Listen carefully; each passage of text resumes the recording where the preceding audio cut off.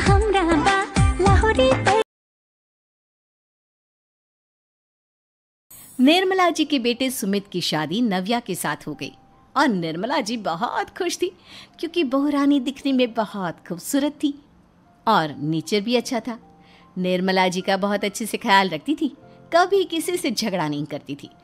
लेकिन निर्मला जी की बहू में कुछ तो अनोखा था और वो ये था कि केजीएफ मूवी देखने के बाद केजीएफ मूवी के हीरो की बहुत बड़ी फ़ैन बन गई थी और बस हर वक्त उसे ही कॉपी करने की कोशिश करती रहती।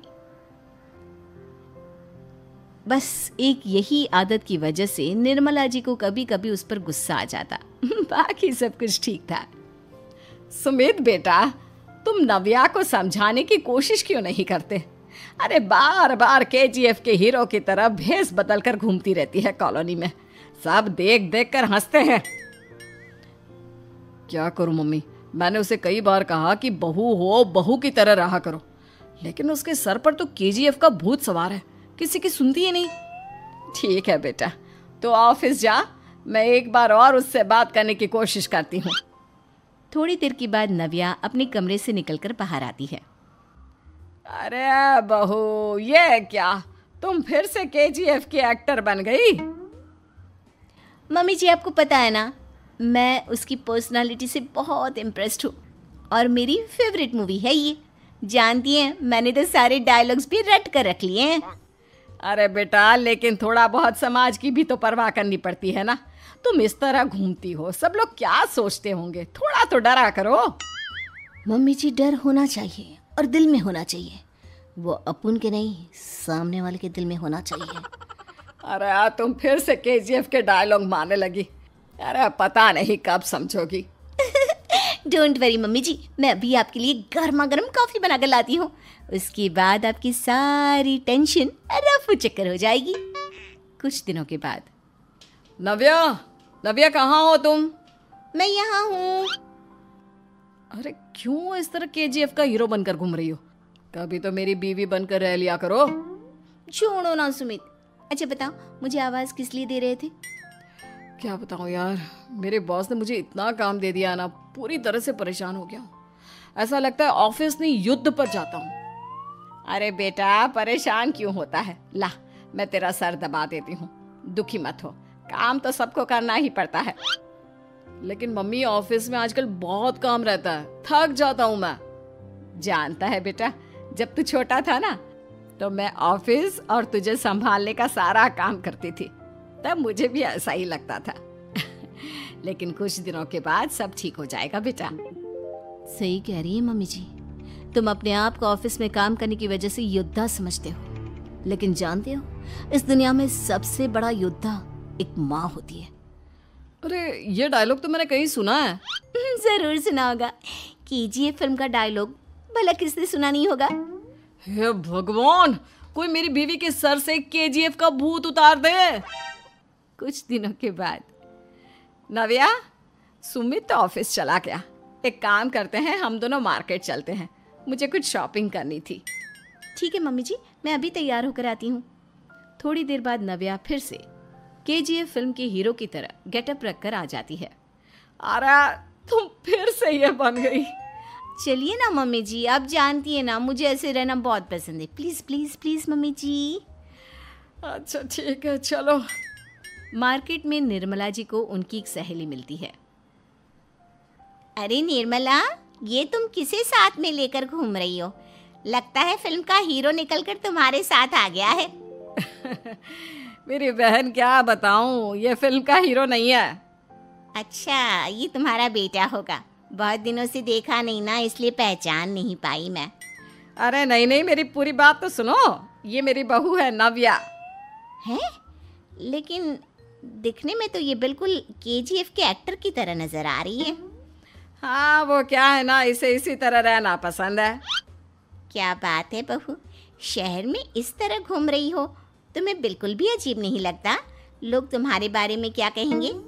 आंटी जी, जो शहर में रहने आता है ना, वो उसके बारे में सीखता है, और जो राज करने आता है ना, वो शहर को अपने बारे में सिखाता है। और मैं इस शहर को अपने बारे में सिखा रही हूँ। अरे ऐसा ही कुछ तो केजीएफ पिक्चर के हीरो ने भी बोला था ना अपनी फिल्म में। ये हुई ना बात, सही पहचाना आपने। केजीएफ फिल्म के हीरो का ही डायलॉग है ये। निर्मला जी और नव्या को मार्केट में शॉपिंग करते करते शाम हो जाती है और शाम को घर लौटते वक्त एक सुनसान सड़क पर अचानक से एक चोर उनके सामने आकर खड़ा हो जाता है। चुपचाप अपना सारा रुपया माल पैसा मुझे दे दो। क्यों दे दे पैसे? तुमने दिए क्या सामान खरीदने के लिए? ओए चुप कर। और इस तरह बहुरुपया बनकर क्यों घूम रहा है? अरे घूम रहा नहीं, घूम रही है, बहू है ये मेरी। लेकिन देखने में तो तुम्हारा बेटा जैसा लगता है। वैसे कुछ भी कहो, बेटा है बड़ा हैंडसम। अरे चुप कर, कहा ना बेटा नहीं बहू है मेरी, बहू है। अच्छा ठीक है, तो ऐसे कहता हूँ, तुम्हारी बहू बहुत हैंडसम है। ओए मिस्टर चोर, ज्यादा बातें बनाने की जरूरत नहीं है। चुपचाप यहाँ से निकलो, तुम्हें कुछ नहीं मिलने वाला। ऐसी बात है? एक मिनट रुको, ये देखो मेरे हाथ में गन है ना, गन। तुम दोनों का भेजा उड़ा दूंगा। नव्या लपक कर वो गन चोर से छीन लेती है। ट्रिगर पे उंगली रखने वाला हर कोई शूटर नहीं होता और उनकी औकात उनको चाहने वालों के अलावा और कोई समझ नहीं सकता। क्या बोले रे? ये लाइन तो मैंने कहीं सुना है। अरे सुना होगा, जरूर सुना होगा, क्योंकि केजीएफ फिल्म तो सबने देखी है ना। मेरी बहू तो दिन में 4-4 बार देखती है, उसी का डायलॉग है ये। अरे वाह आंटी जी, बहुत कमाल की है आपकी बहू। चलता फिरता केजीएफ का एक्टर ही लगती है। एक काम करो, अब तुम यहाँ से चलते फिरते बनो, वरना तुम्हारी ये जो नकली गन है ना, इसी से नकली गोली चलाकर तुम्हारा नकली भेजा उड़ा दूंगी। चोर डर के मारे वहां से भाग जाता है।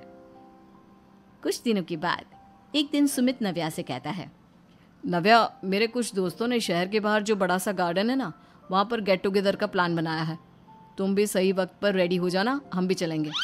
रेडी होने में तो मैं माहिर हूँ, और आप तो जानती ही है ना मैं कैसे रेडी होती हूँ। नव्या प्लीज, इस बार मेरी बीवी की तरह बनकर तैयार हो जाना। केजीएफ का एक्टर फिर कभी बन लेना। नहीं सुमित, मैं तुम्हारे दोस्तों से पहली बार मिल रही हूँ। मैं अपना असली हुनर तो दिखाऊंगी ना उन्हें, ताकि उन्हें भी पता चले कि तुम्हारी बीवी बीवी नहीं बल्कि एक बहुत फेमस फिल्म का स्टार है, स्टार। ठीक है, तुम्हारी जिद के आगे मेरी कहाँ चलने वाली है। और फिर सुमित अपनी बीवी को लेकर अपने दोस्तों के पास पहुंचता है। यह है मेरी पत्नी नव्या। अरे मुझे तो लगा ये तुम्हारा कोई नया दोस्त है। हाँ, मैं भी बहुत देर से सोच रहा था कि सुमित का नया दोस्त तो बड़ा हैंडसम है। आप लोगों को गलत फहमी हुई है, मैं इनका दोस्त नहीं बल्कि इनकी बीवी हूँ। अगर आप बीवी हैं तो बीवी की तरह क्यों नहीं रहती? आपको देखकर तो ऐसा लगता है जैसे सुमित अपनी किसी कॉलेज की फ्रेंड को लेकर घूम रहा है। अब क्या बताऊँ यार, तुम लोग ही समझाने की कोशिश करो, मेरी तो कोई बात नहीं सुनती। अरे भाभी जी, ये तो बहुत बुरी बात है, रियली वेरी बैड। हमारे दोस्त को तो बीवी के साथ रहने की फीलिंग ही नहीं आती होगी। If you think I am bad, I am your dad. अरे भाभी जी, क्या कमाल का डायलॉग मारा है, मजा आ गया। आप तो एक्टिंग भी बहुत अच्छी करती हैं। हाँ, लेकिन बस एक ही इंसान की एक्टिंग करती है मेरी बीवी, केजीएफ के हीरो की, और उसी की तरह रूप बदल बदल कर घूमती रहती है। यार सुमित, तेरे तो मजे हैं, चलता फिरता सिनेमा हॉल तेरे संग चलता है। बेटा, मेरे कितने मजे हैं और कितने नहीं ये तो मुझे ही मालूम है। ऐसा क्यों कह रहा है यार, सारा दिन डायलॉग सुनने को मिलते हैं और बीवी एक हैंडसम दोस्त की तरह नजर आती है, और क्या चाहिए।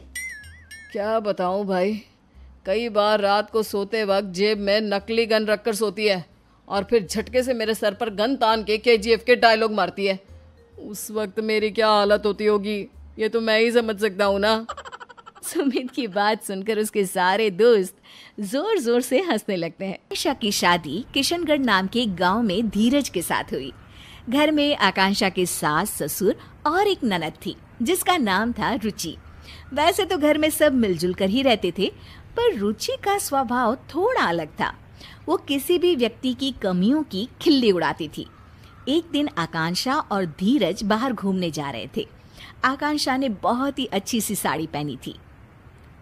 अरे वाह बहू, तू तो इस साड़ी में बहुत सुंदर लग रही है। थैंक यू मम्मी जी। तभी रुचि वहां आ जाती है रुचि आकांक्षा को देखती है तो उसे उसकी साड़ी बिल्कुल भी पसंद नहीं आती। आय हाय भाभी, ये कैसे साड़ी पहनकर जा रही हो आप? बिल्कुल भी अच्छी नहीं लग रही। लाल साड़ी में एकदम टमाटर लग रही हो। आकांक्षा को रुचि की इस बात पर बहुत गुस्सा आता है। ए रुचि, तुम इस तरह से मेरी खिल्ली मत उड़ाओ, समझी? छोटी हो छोटी ही रहो। मैंने तो जो कहा सच ही कहा। जैसे कि ये जो झुमके पहने हैं ना, इतने भारी। ध्यान रखना भाभी, कहीं कान ही ना कट जाए। आकांक्षा ये बात सुनकर और भी गुस्सा हो जाती है। धीरज बात संभालने की कोशिश करता है। चलो आकांक्षा, फिल्म के लिए लेट हो रहा है। मुझे नहीं जाना कोई फिल्म देखने। आकांक्षा नाराज होकर अपने कमरे में चली जाती है। उसके जाने के बाद सब रुचि को डांटते हैं। रुचि, तुम्हें बिल्कुल भी तमीज नहीं है कि किससे क्या बात करनी चाहिए। बस हर किसी का मजाक उड़ाती रहती हो। मैंने क्या कहा भैया? मुझे तो सच में भाभी के कपड़ों पर हंसी आई। फिल्म देखने से ज्यादा लग रहा था जैसे किसी शादी में जा रही थी।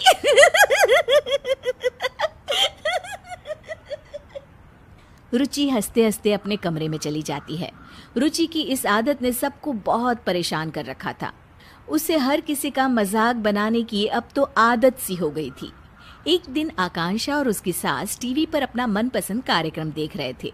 तभी वहाँ रुचि आ जाती है। क्या आप दोनों बेकार के सास बहू के सीरियल्स देखती रहती हो? कुछ समझदारी वाले भी सीरियल्स देख लिया करो ना। हमारी मर्जी है, हम कुछ भी देखें, तुम्हें उससे क्या? भाभी, सच क्यों नहीं कहती कि इन सीरियल्स के अलावा कुछ देखने का आप लोगों के पास दिमाग ही नहीं है? रुचि हंसने लग जाती है और इतना कहकर वो वहां से चली जाती है। रुचि भी ना कभी कभी तो हद ही करती है। पता नहीं अपने आप को क्या समझती है। कोई बात नहीं मम्मी जी, कल इसकी सहेलियां आ रही है ना, उनके सामने ये बहुत समझदार बनती है। अच्छा सबक सिखाएंगी इसको। तुम सही कह रही हो बहू, सबक तो इसे सिखाना ही होगा। अगले दिन रुचि की कॉलेज की सहेलियां उसके घर आती है। उनके सामने रुचि बहुत ही अच्छे तरीके से बर्ताव कर रही होती है। मैंने प्रेमचंद की नॉवेल पढ़े हैं कोमल, गरीबी के ऊपर उन्होंने काफी अच्छी कहानियां लिखी है। तुम्हें तो साहित्य कला की काफी जानकारी है रुचि। कल हमारे कॉलेज में साहित्य पर एक वर्कशॉप होने वाला है, तुम चलोगी ना? बिल्कुल चलूंगी कोमल। अरे राधिका, तुम तो कुछ ले ही नहीं रही हो। रुको, मैं तुम्हारे लिए कोल्ड ड्रिंक लेकर आती हूँ। अरे नहीं, मैं खुद ले लूंगी। अरे मैं ले आती हूँ ना, तुम यहीं रुको। रुचि को अपनी सहेलियों से इतने अच्छे से बातें करते देख आकांक्षा अपनी सास से कहती है, ये देखिए मम्मी जी, अपनी सहेलियों के साथ कितना अच्छा बर्ताव करती है। हाँ, बस अपने घर वालों को ही कुछ नहीं समझती। तभी आकांक्षा को एक तरकीब सूझती है। मुझे एक तरकीब सूझी है मम्मी जी, चलो इसको अभी सबक सिखाते हैं। अच्छा, चल चल बहू। आकांक्षा सबके लिए नाश्ता लगा रही होती है और जानबूझकर हर चीज को मिला देती है। कोल्ड ड्रिंक को कप में डाल देती है। तभी वहाँ रुचि आती है और रुचि खाने का ऐसा इंतजाम देखकर गुस्सा हो जाती है। अरे भाभी, आप भी ना एकदम गवार की गवार हो। कोल्ड ड्रिंक कप में कौन परोसता है?